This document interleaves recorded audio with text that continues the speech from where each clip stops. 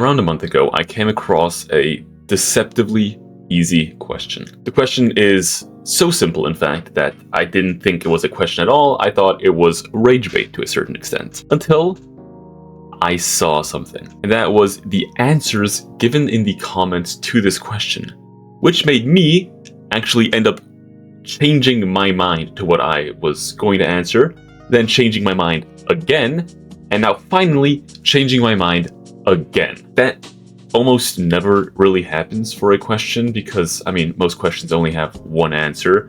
And even if you get the wrong answer, the other answer is usually just made clear. This question is so strange, specific, and kind of deep that I thought I would make a quick video. Well, you'll see how quick it is on this bottom line here, but I'm expecting it to be pretty quick. I first saw this question being discussed on TikTok by a creator I very much respect for his way of thinking and explaining everything, but I'm not referencing any of his thoughts in this video.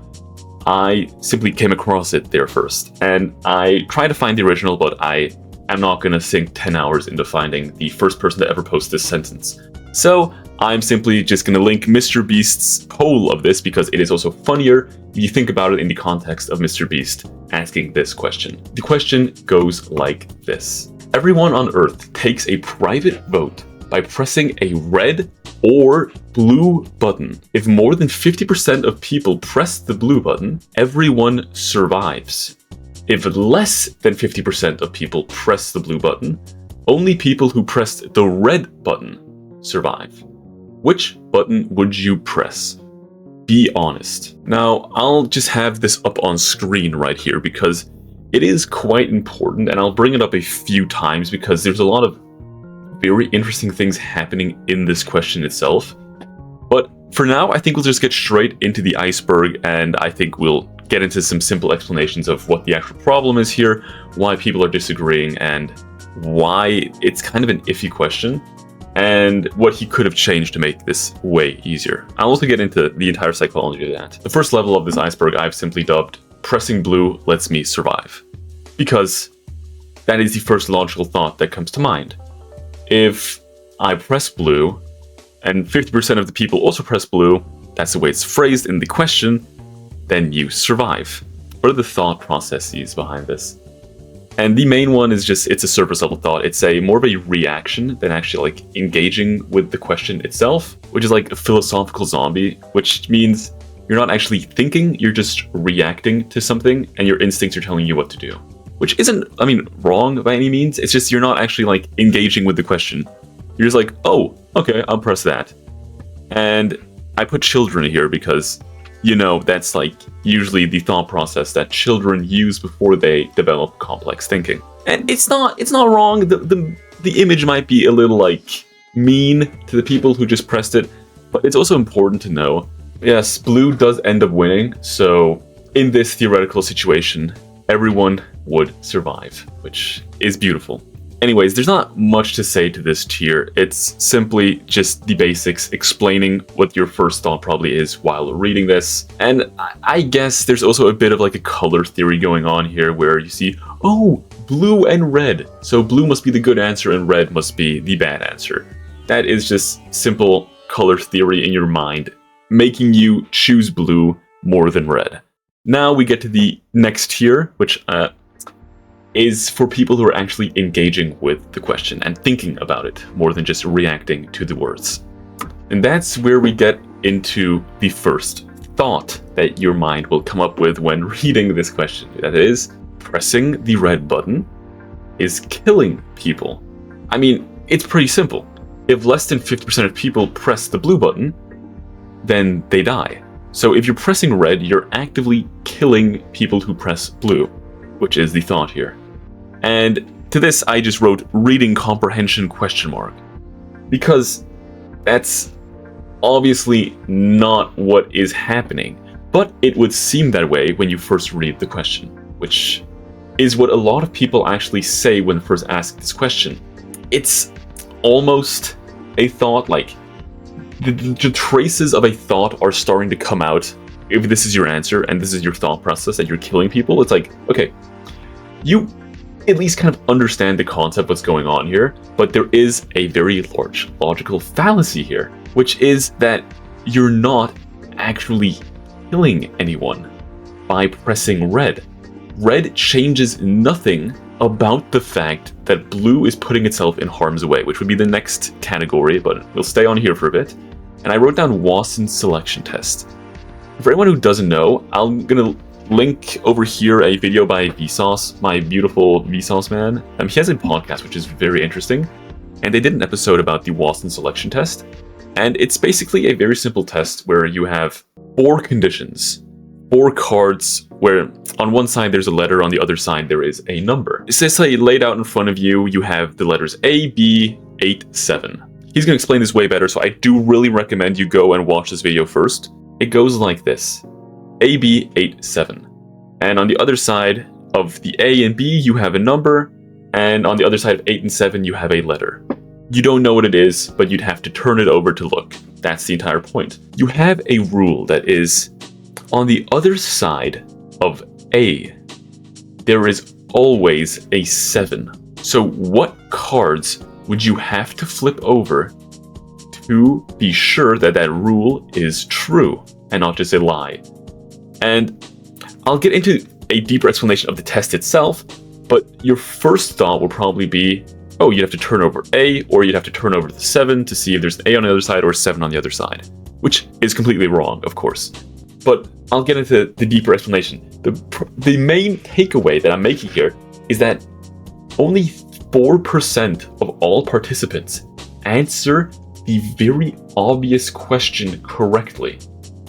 And I'll get into it later. Do not get mad at me. We're going to explain this later. It's just important for this part of the iceberg that these people are wrong, and it's a extremely common logical fallacy, and in a large percentage of times, people don't correctly think things through to the end and make the assumption that their first thought is actually the correct thought. We'll get now to the third layer of this iceberg, which is pressing red is safest. So in this instance, you would say, oh, 6-2, you're saying that pressing red makes you, well, on this side of the iceberg, you can see the pictures, makes you smarter than the person who presses blue.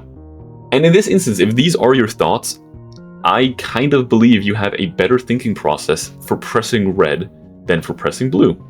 Because pressing red has no downside to you. There is no way that if you press red, you die. Hear me out. This is the thought process, which is also the picture which is added to the side here, which I'll pull up over here. There is no reason to press blue. There is no reason.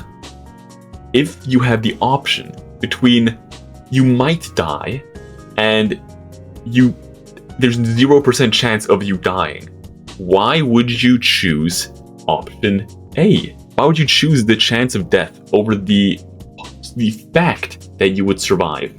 And that's the entire Twitter argument where I see a lot of like Discord moderators like, actually you guys are so dumb because there is no, and you can already see my own bias leaking through here, which is to say that this is not the right way of thinking about it. But from a purely objective standpoint of the question itself, pressing red in this thought process is smart because there is no way you die. So you would always be saving yourself. Now, there's more problems with this.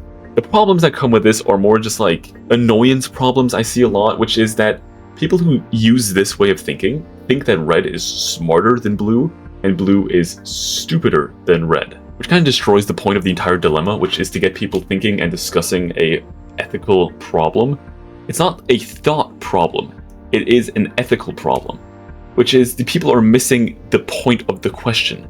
They're understanding the question, but they're not understanding the actual point of asking the question.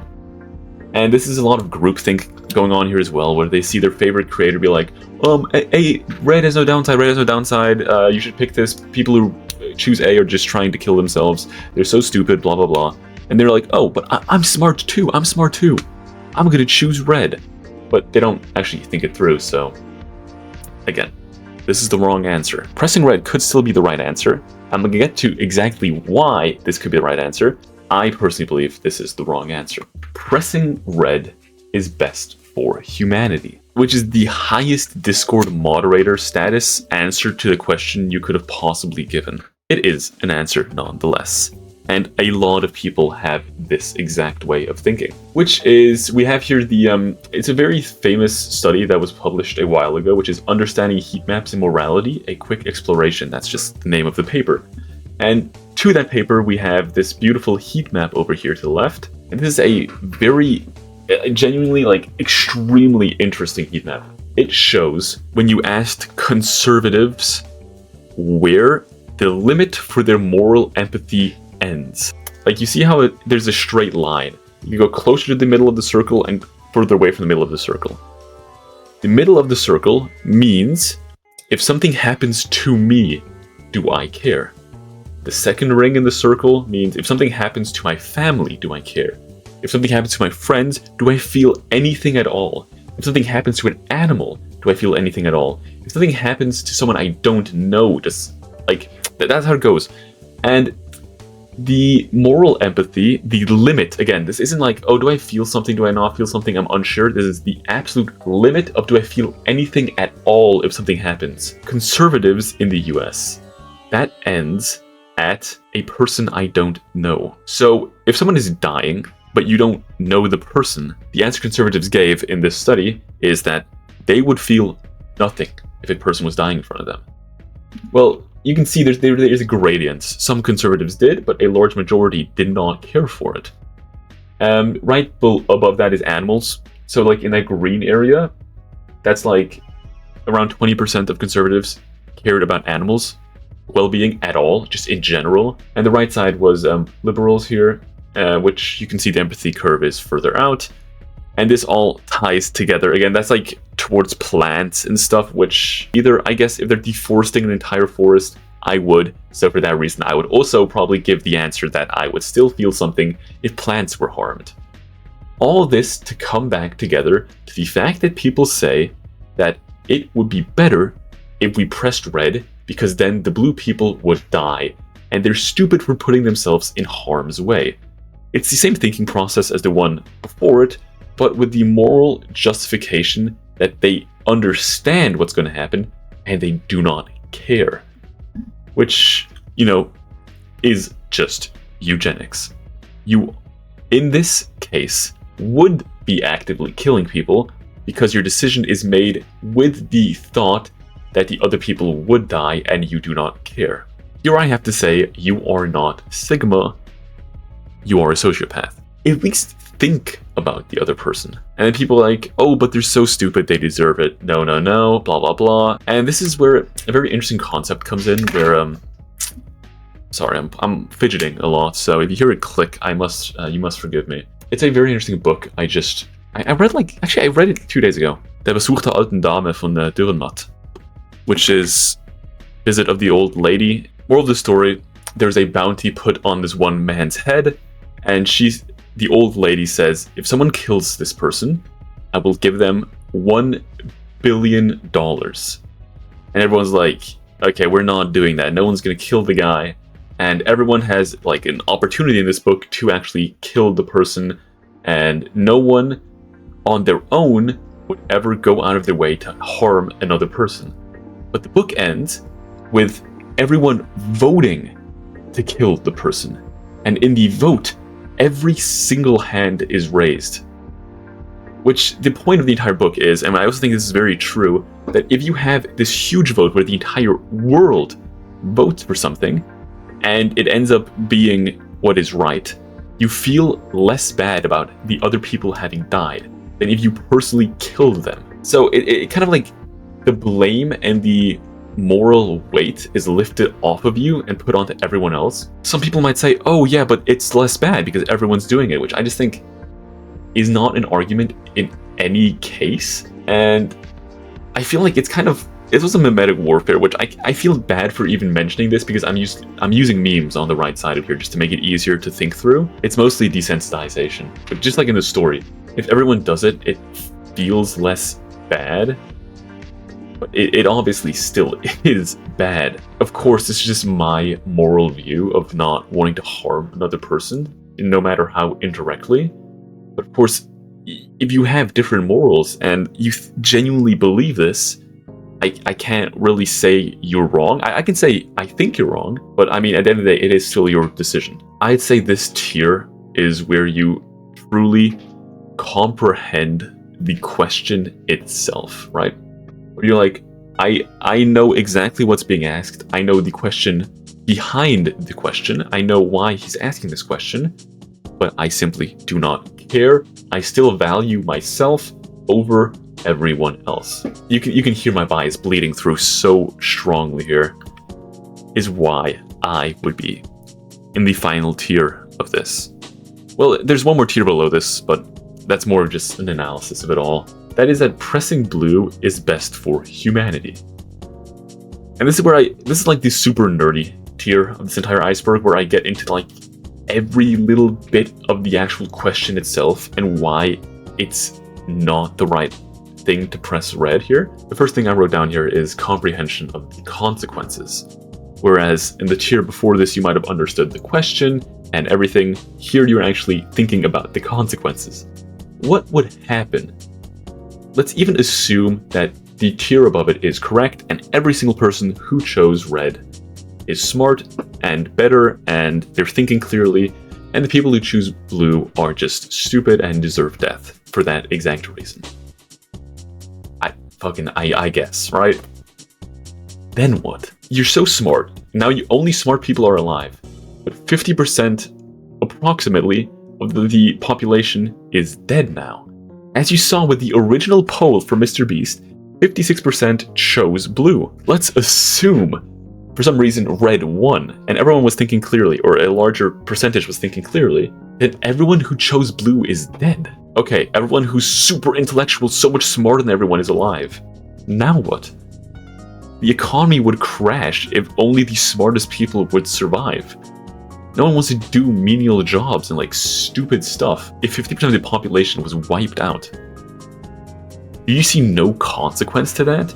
Yeah, sure, you're alive. This also comes together again with the Watson selection test. I'll get to education first, which is the entire fact that if everyone is so stupid, and the education is truly not enough to make these sound judgments of red or blue, then it would follow that most people, like we see in Mr. Beast's huge survey, would choose blue.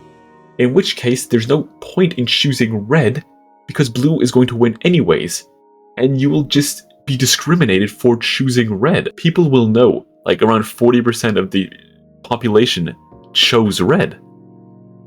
So they're all going to hate you. They're going to hate you for choosing red.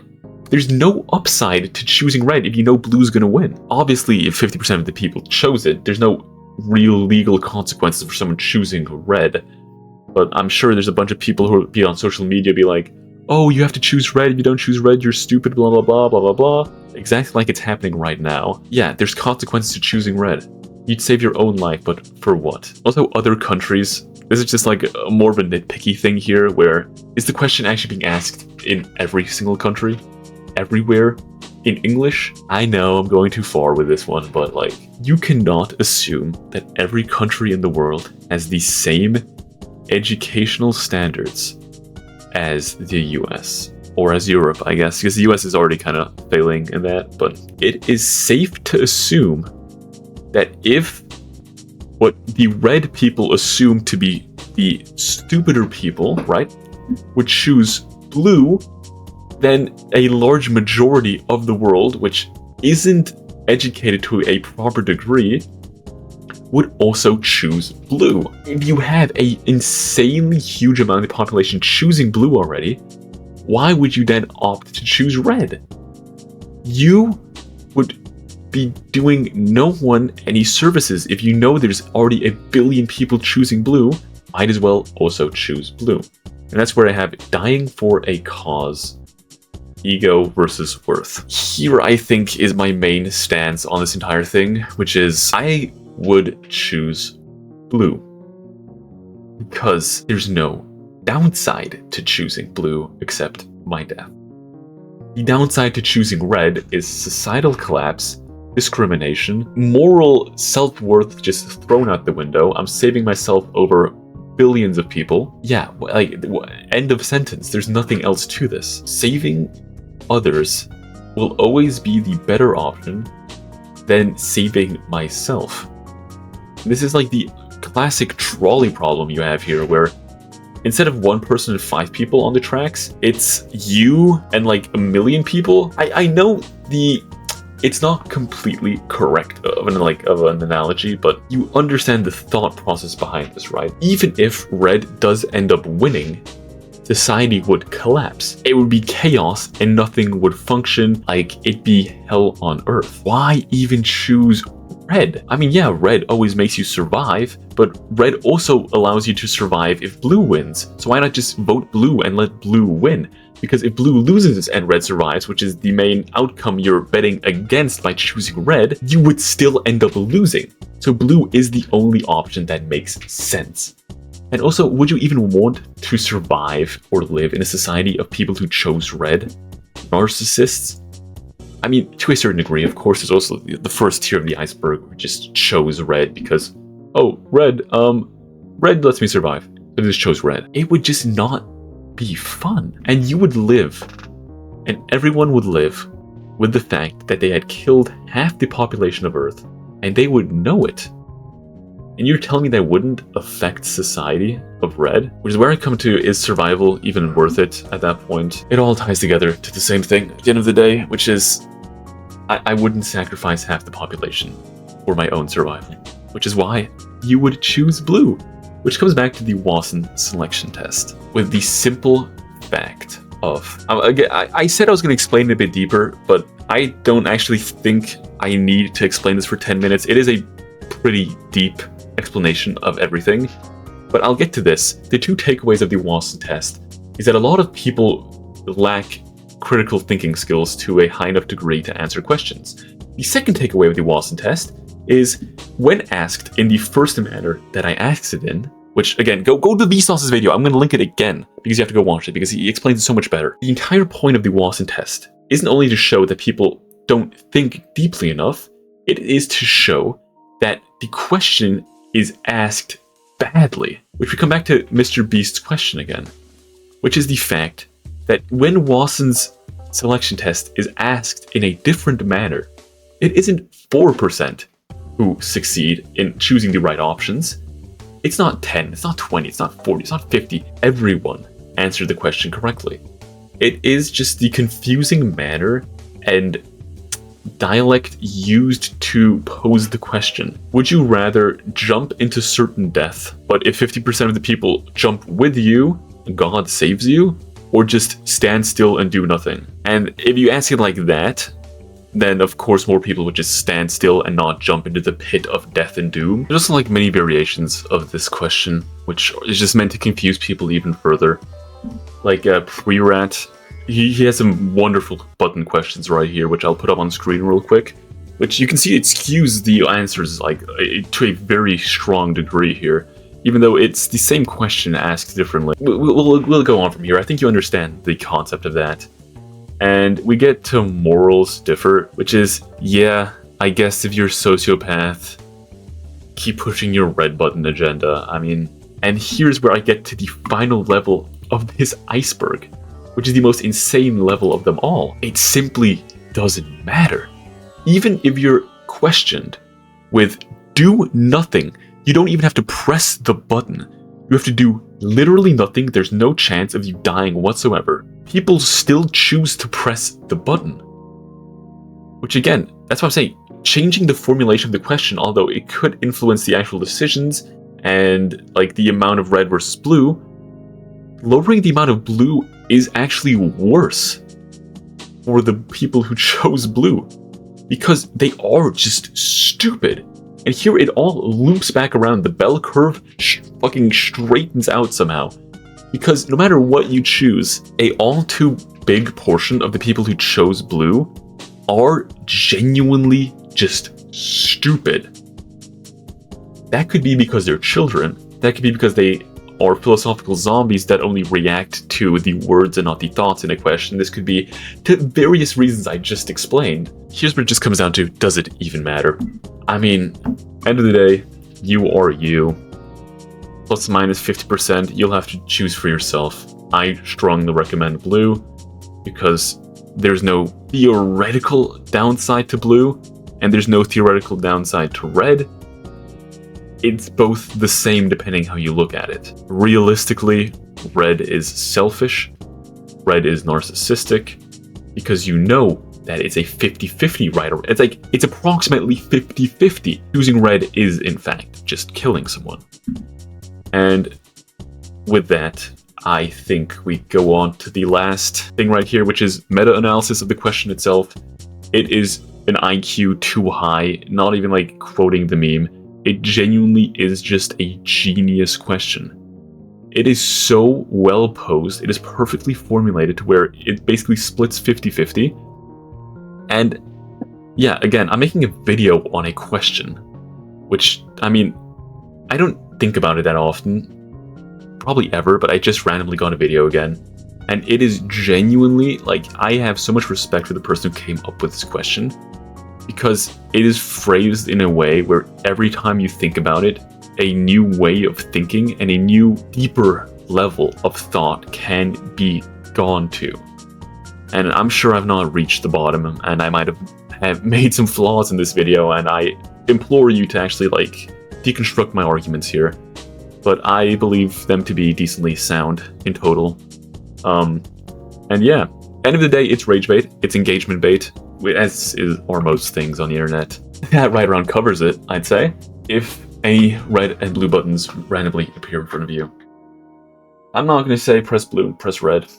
Although I would hope you press blue. I would just say, think it through. And do not be dumb. And as always, I'll see you guys next time. Maybe. New philosophical question, new icebergs, new drama. Or maybe I'll see you guys never because I pressed the blue button.